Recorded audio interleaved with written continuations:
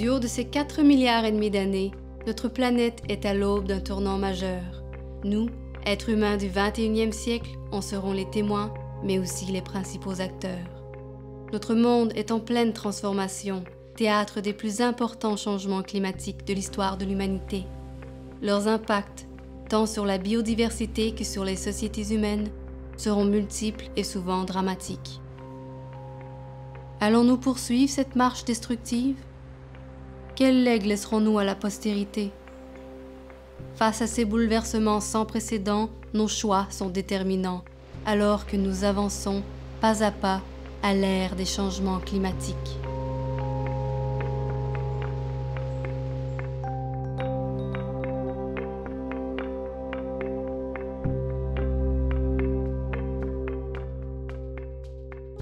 Les paléontologues reconnaissent 5 phases pendant lesquelles il y a eu une diminution significative de la biodiversité. La dernière très grande extinction, ou la plus grande, elle s'est produite il y a quelques centaines de millions d'années. Aujourd'hui, on calcule en ce moment un taux d'extinction qui est inégalé, qui est l'équivalent de celui de grandes catastrophes, sinon plus élevé. Et on parle donc de la 6e extinction. Et c'est quelque chose que l'on voit fleurir, voit apparaître, se développer dans la littérature scientifique. Nous sommes dans une période pendant laquelle l'extinction, la catastrophe, n'est pas naturelle, elle est anthropique et a un effet qui excède celui de toutes les catastrophes naturelles qu'a connues la planète jusqu'à présent.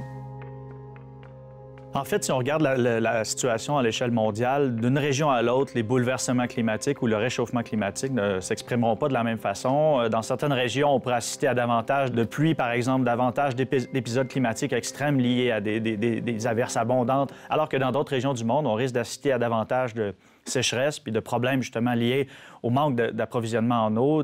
Ça ne s'exprimera pas de la même façon d'une région à l'autre dans le monde, mais chose certaine, c'est que toutes les régions du monde vont connaître les impacts des changements climatiques et du réchauffement climatique dans les prochaines décennies.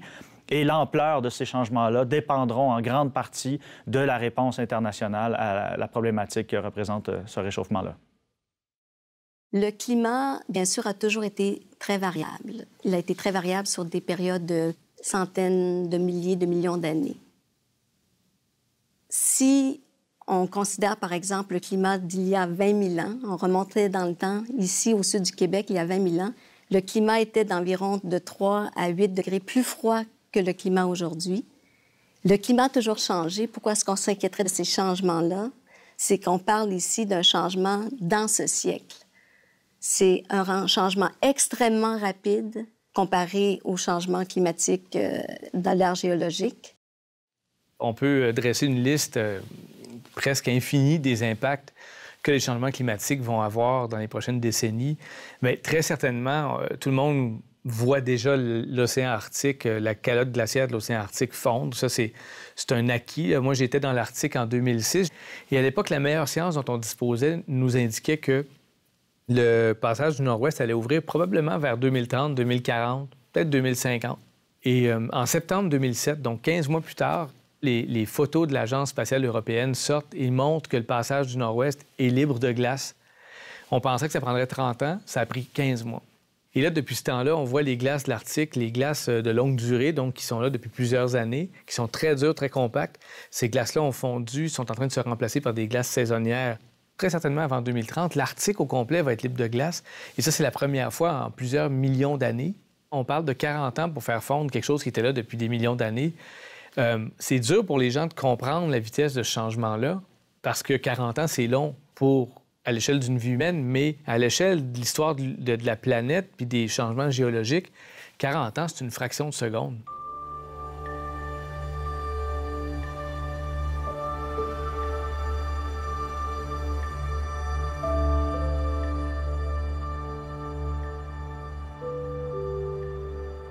Le réchauffement climatique est la bougie d'allumage d'un vaste et complexe engrenage.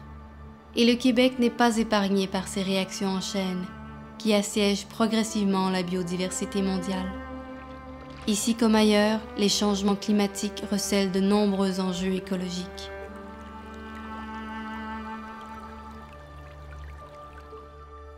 En ce moment, Sur notre planète, la plus grande pression pour ce qui concerne la biodiversité, ce n'est pas nécessairement le climat, c'est plus l'occupation du territoire. La biodiversité a toujours été dans un sens positif, à part quelques petits accidents. Et en ce moment, on est en train de faire une chute vertigineuse. On parle d'un taux d'extinction naturelle qui serait de l'ordre de 1 à 10 espèces par million par année. Or, aujourd'hui, on parle d'un taux d'extinction à une échelle globale qui serait de l'ordre de 100 à 1000 espèces par million par année. C'est-à-dire qu'on vient de changer d'ordre de grandeur. Et disons que d'un point de vue géoscientifique, c'est quelque chose de dramatique. On est en train de créer la plus grande crise qu'ait connue notre planète. La forêt tropicale, elle, contrairement à la forêt tempérée, c'est une forêt qui garde ses feuilles toute l'année, donc qui joue un rôle immense de pompe de carbone. La moitié du poids d'un arbre est du carbone. Alors évidemment, quand on cherche, comme moi, à conserver la forêt tropicale, on ne va pas aller la couper pour la peser. Donc, nos estimés ne sont pas très précis. On comprend mieux les émissions de gaz à effet de serre ou de gaz carbonique qui sont dues au déboisement. Puis au niveau mondial, c'est environ 10 %. Donc 10 % de toutes les émissions planétaires, c'est le déboisement dans la forêt tropicale. Les forêts tropicales, à l'échelle mondiale, c'est le plus grand réservoir terrestre de carbone.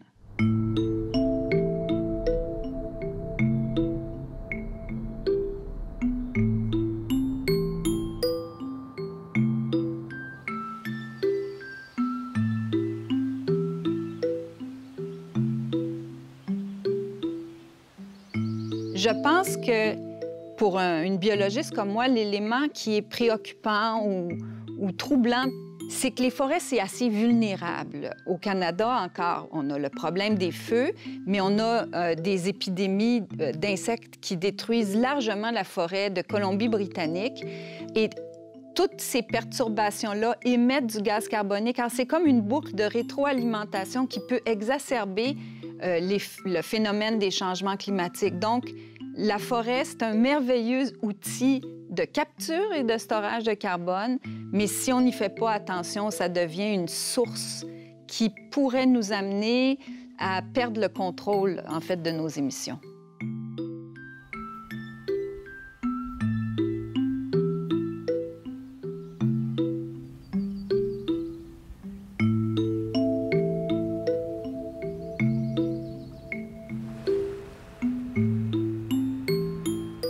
Il faut savoir qu'au Québec et même dans toute l'Est du Canada, la hausse du niveau marin relatif appréhendé est nettement supérieure qu'à l'échelle planétaire, notamment parce qu'il y a un phénomène qui se produit. La côte terrestre s'enfonce et en plus, tu as le niveau eustétique, donc le niveau des océans qui monte, ce qui fait en sorte que sur les côtes, le niveau, ce qu'on appelle le niveau marin relatif, va être beaucoup plus important. Un des exemples qui est bien documenté, c'est l'exemple des îles de la Madeleine, où on a eu, au cours du dernier siècle, là, une hausse d'environ 3,5 mm par année. Donc, pratiquement, en fait, le double de ce qui est enregistré à l'échelle mondiale. Et depuis 2000, en 2000 et 2015, la hausse a été de l'ordre de 6,7 mm par année. Au Québec, on a utilisé la modélisation écologique pour comprendre l'effet des changements climatiques sur la répartition des espèces. On observerait possiblement des changements dans l'aire de répartition des espèces, ou du moins des conditions qui sont favorables à ces espèces, de l'ordre de 500 à 800 km. Quand on pense au climat maintenant qui se trouve à Montréal, ce climat pourrait se retrouver à Roberval. Évidemment, ça va créer une pression énorme sur les espèces pour qu'elles s'adaptent ou qu'elles migrent. Ce qu'on observe déjà, c'est une progression vers le nord de la majorité des espèces animales et végétales sur le territoire québécois. Et souvent, c'est assez spectaculaire au niveau de certaines espèces. Ça a été très bien documenté sur toute une panoplie d'espèces différentes. Et l'un des cas les plus spectaculaires concerne, entre autres, le cardinal rouge. Au début des années 60, le cardinal rouge était inféodé uniquement à la région du sud-ouest du Québec, en fait. Et 45 ans plus tard, bien, c'est une espèce qu'on retrouve tout le long de la vallée du Saint-Laurent et même jusqu'à la Côte-Nord. Donc, la progression de l'espèce a été spectaculaire, extrêmement rapide. Et ça, c'est essentiellement dû au réchauffement climatique. Évidemment, face à ces changements, on doit se préoccuper de la conservation de la biodiversité ou sa préservation. Et on peut faire beaucoup de choses. On peut répondre comme on l'a toujours fait, c'est-à-dire en protégeant notre territoire, en créant des aires protégées. Mais ça devient encore plus important dans un contexte de changement climatique. Il y a aussi une nouvelle stratégie qui est discutée maintenant à cause des changements climatiques, et c'est la migration assistée. Ça consisterait à relocaliser des populations d'espèces en dehors de leur aire de répartition actuelle. C'est une stratégie qui est très contestée puisqu'elle implique beaucoup d'inconnus, puisque certaines de ces espèces deviennent envahissantes ou nuisibles lorsqu'on les introduit dans un nouvel écosystème, dans un nouvel habitat. Il y a plus que le climat là, qui détermine l'habitat ou les conditions favorables à une espèce. Il y a plusieurs autres facteurs. Il y a aussi des interactions avec d'autres espèces. Et ça devient très difficile souvent de recréer tout ce contexte-là dans un autre endroit. Pourtant, dans certaines conditions particulières, par exemple en foresterie, dans l'Ouest canadien, entre autres, on fait déjà de la migration assistée. Alors, le débat est encore ouvert. C'est une stratégie, je pense, dont on va entendre parler beaucoup plus dans les prochaines années.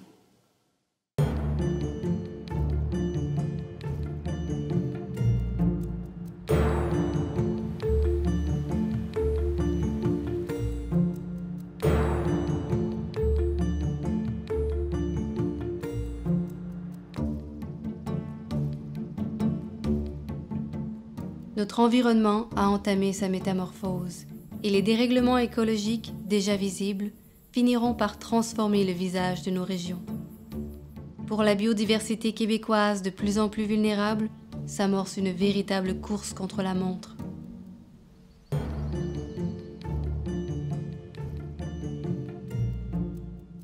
Au Québec, on a quelques 60 000 espèces répertoriées. Je dis répertoriées parce qu'on ne sait pas vraiment combien on a d'espèces. Ces espèces sont réparties inégalement sur le territoire. On a une plus grande richesse spécifique au sud de la province qu'au nord de la province, justement parce que le climat est limitant à mesure qu'on va vers le nord. La grande question, c'est de savoir comment les espèces vont s'adapter, comment la biodiversité va s'adapter, peut-elle s'adapter à des changements aussi rapides. On a surexploité des habitats, on a fragmenté les habitats, on a fragilisé les écosystèmes. On a quelques 500 espèces qui sont déjà à statut précaire au Québec. Mais je dirais aussi que quand on se compare à d'autres territoires, on a encore une très grande biodiversité, un très riche patrimoine naturel à protéger ou à restaurer. Ici, au Québec, la biodiversité est a priori relativement faible par rapport à d'autres zones ou d'autres régions sur la planète. On est un climat nordique, donc notre biodiversité ne se compare nullement à celle qu'on peut observer au niveau des tropiques. Les prévisions actuelles vont dans le sens qu'il va y avoir une augmentation de la diversité des espèces, tant animales que végétales. Le réchauffement du climat va faire en sorte que ça va ouvrir des territoires qui vont être favorables, propices à l'arrivée et l'établissement de nouvelles espèces animales et végétales. La température monte vers le nord de l'équivalent de 3 mètres par jour. Ça, c'est la largeur d'une rue. Et en même temps, le changement de température va être associé avec des changements de pluie. Donc, le régime des pluies va changer. On va avoir un réchauffement partout au Québec, mais plus marqué dans l'Arctique.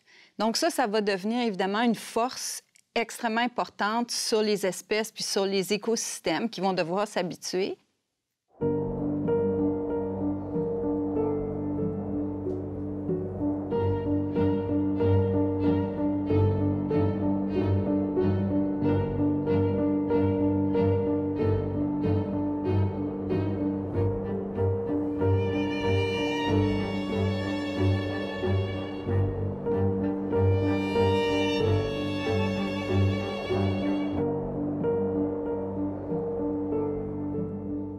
Les changements climatiques vont aussi avoir des effets majeurs sur la phénologie des espèces, c'est-à-dire comment les espèces dans le temps et dans l'espace organisent de façon temporelle leur activité saisonnière.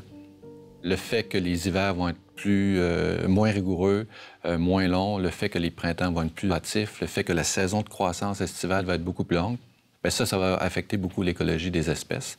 Évidemment, il y a certaines espèces qui vont en souffrir, essentiellement les espèces les plus nordiques, celles qui habitent le nord du Québec. Alors, on s'attend, avec les changements climatiques, à des changements phénologiques importants dans le cycle de reproduction, dans le cycle de floraison, dans les migrations, dans les moments d'hibernation, un certain décalage entre les ressources qui sont disponibles pour une espèce et le moment où cette espèce, par exemple, a besoin de cette ressource. L'abondance d'un insecte, par exemple, pourrait être décalée par rapport à la période de nidification d'un oiseau qui s'en nourrit. On a observé dans un passé récent de 30 à 40 ans, 50 ans, déjà des avancées, par exemple, dans la floraison de certaines plantes printanières au Québec. On a observé des avancées dans l'arrivée des oiseaux migrateurs au Québec. On parle de la capacité d'espèces à s'adapter ou à s'acclimater à des changements climatiques. On ignore si cette capacité sera assez grande pour que les espèces puissent suivre ou soutenir le rythme des changements climatiques. C'est une question qui est très, très importante, qui mérite d'être étudiée.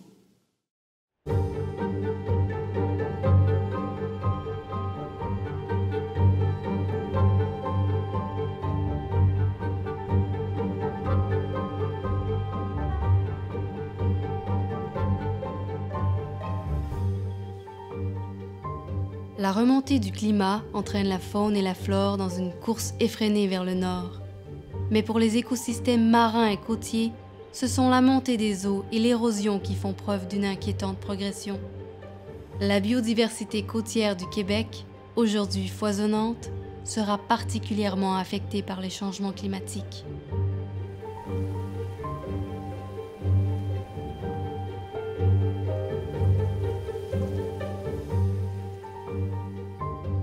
L'une des principales conséquences des changements climatiques, c'est véritablement la hausse accélérée du niveau marin mondial.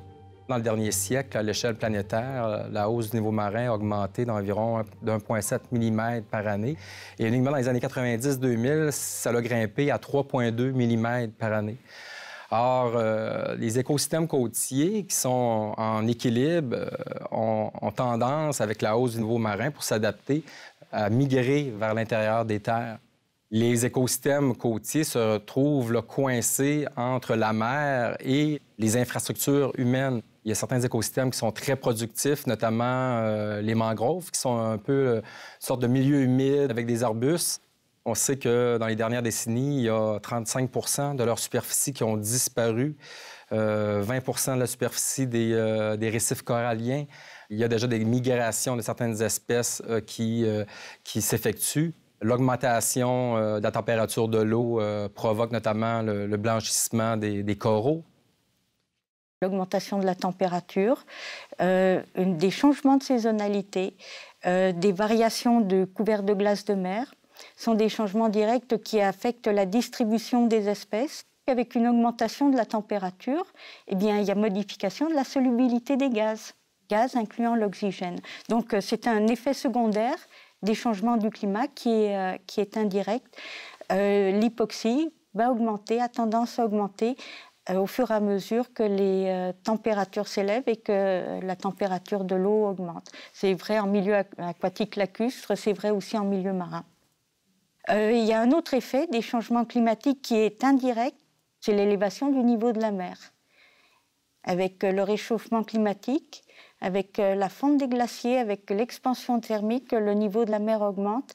D'ici quelques décennies, il pourrait avoir modifié le périmètre côtier de beaucoup d'endroits et donc avoir touché beaucoup d'habitats. Avec la réduction du couvert de glace, comme les tempêtes se produisent surtout en hiver, bien, les côtes vont être finalement exposées à un plus grand nombre d'événements de tempêtes. Et je vous donne juste un exemple. L'hiver 2015 a été plutôt un hiver assez froid.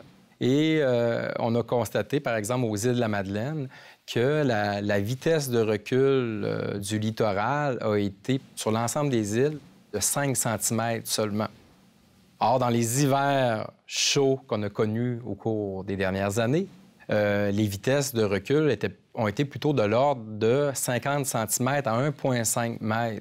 Ça me démontre à quel point les glaces côtières jouent un rôle important pour protéger le littoral contre l'action des vagues de tempête.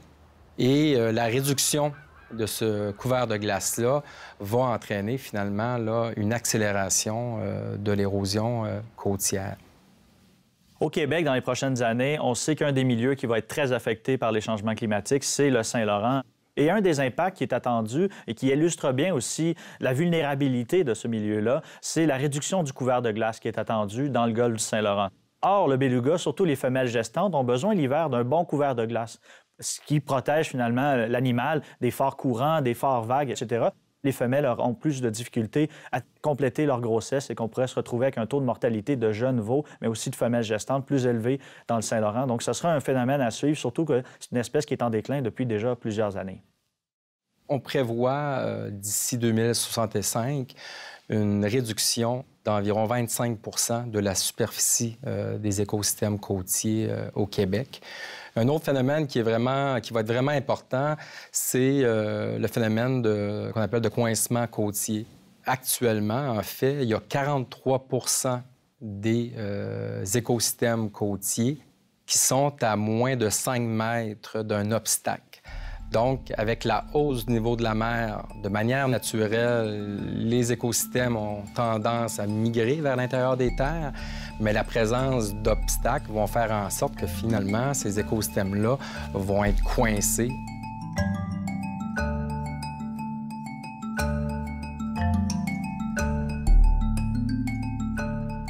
Le réchauffement planétaire, inéluctable, gagne en intensité au gré des parallèles. L'écart de température se fait plus fort à mesure que l'on monte vers le nord. Un phénomène dont les répercussions écologiques pourraient être désastreuses. Les communautés inuites, présentes sur le territoire québécois, feront ainsi face au réchauffement plus que quiconque à travers le monde.